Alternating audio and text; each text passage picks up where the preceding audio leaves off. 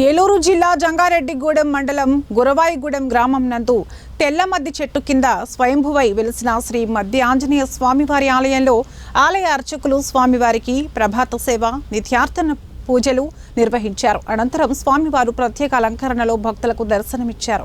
భక్తులు స్వామివారికి ప్రీతికరమైన తమలపాకులతో అష్టోత్తర పూజలు నిర్వహించారు. భక్తులు శ్రీ స్వామివారి ఆలయం చుట్టూ 108 ప్రదక్షిణలు చేసి మొక్కులు చెల్లించుకున్నారు. ఆలయ అర్చకులచే అన్నప్రాసనలు, వాహన పూజలు చేయించుకున్నారు.